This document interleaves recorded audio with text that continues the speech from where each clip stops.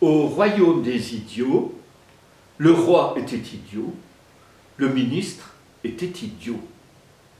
Un jour, leur prit la fantaisie de changer cette vie si monotone, si quotidienne.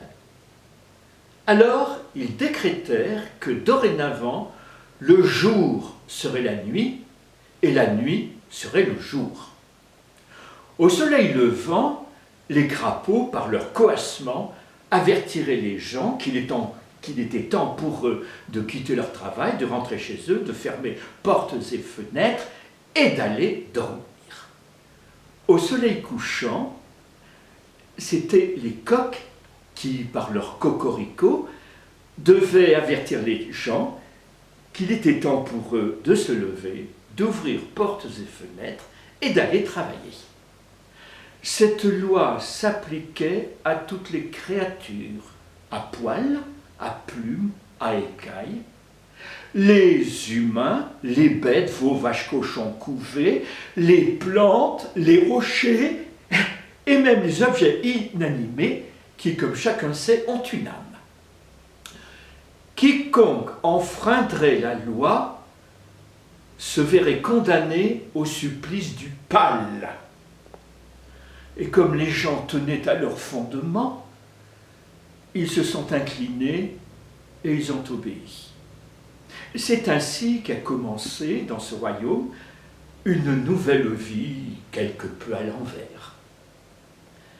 Un jour sont arrivés un vieux gourou qui allégeait sa marche avec un bâton, il portait un bol et une besace, suivi de son jeune disciple fringant qui, lui, pour tout bagage, ne portait qu'un sac dans lequel il mettait les aumônes qu'il recueillait sur la route.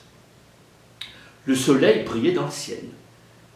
Ils ont été surpris de ne voir aucun paysan travailler dans les champs. Les vaches, couchées, ruminaient leur nouvelle vie à l'ombre des saules rieurs dont la nuit deviendrait pleureur. Les tournesols même penchaient leur tête vers la terre, attendant le coucher du soleil pour devenir des tournelunes. Le vieux gourou a soupiré et s'est exclamé « Tout ceci ne présage rien de bon !» Ils sont entrés dans la ville, les rues étaient désertes, les volets, les fenêtres, les portes étaient fermées, les rideaux des boutiques étaient tirés. Ils ont erré toute la journée, ils sont même montés sur la colline où il y avait une maison bleue adossée. Et quand le soir est arrivé, que le soleil s'est couché, ils ont entendu les coqs qui cocoricotaient dans tous les coins de la ville. Et la ville s'est animée. Les portes, les fenêtres se sont ouvertes, les gens sont sortis pour aller à leur travail.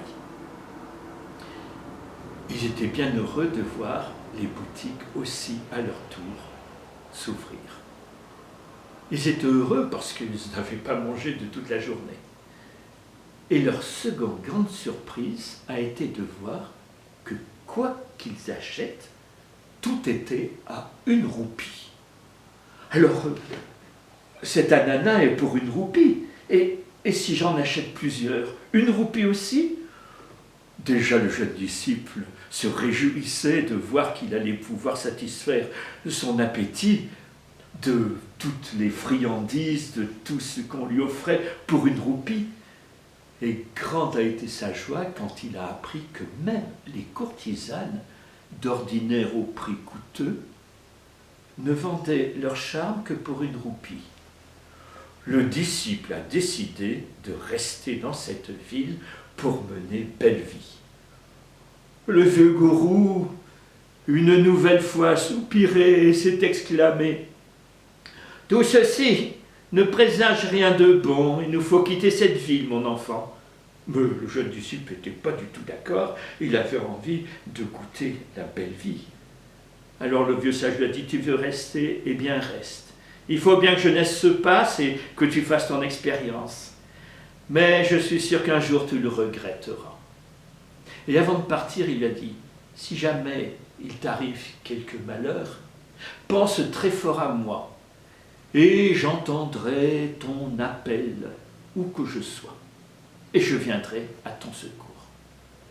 Les deux hommes se sont séparés, et le gourou a quitté la ville.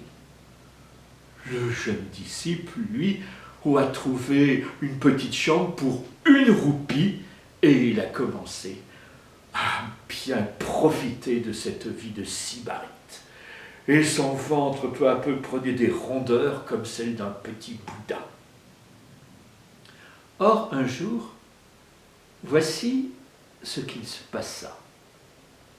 Une après-midi, profitant du sommeil des habitants, un voleur s'est introduit dans la maison du riche marchand, la petite maison bleue adossée à la colline. Il a décelé quelques pierres, quelques briques, il a fait un trou, il est entré, et là, il a fait main basse sur les bijoux, sur la vaisselle d'or et d'argent, il en a rempli son sac. Mais si l'aller ne lui a posé aucun problème, ça a été autre chose pour le retour.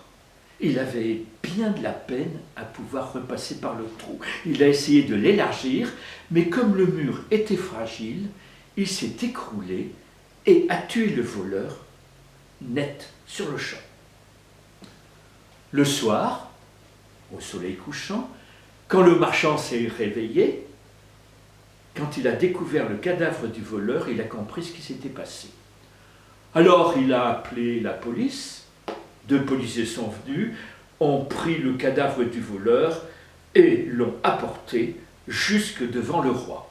C'était la nuit, le roi avait ouvert les portes de la salle du trône afin d'écouter les réclamations de ses sujets. Le riche marchand a raconté tout ce qui s'était passé. Le roi a voulu savoir de façon plus précise et il a interrogé le voleur, mais le voleur n'a pas voulu répondre. Alors le roi lui a dit, eh bien de toute façon, le cas est très clair, tu as été surpris en plein vol, tu es donc coupable, aussi tu es condamné à mort. Mais comme le voleur était déjà mort, le roi a dit, eh bien l'affaire est classée. Et il a renvoyé le riche marchand qui avait récupéré tous ses bijoux et toute sa vaisselle d'or et d'argent volée. Et même, il a eu une petite bourse suffisante pour pouvoir faire des réparations pour son mur écroulé. Cette histoire aurait pu se terminer ainsi, et mon histoire aussi. Mais apprenez que ce voleur avait un frère.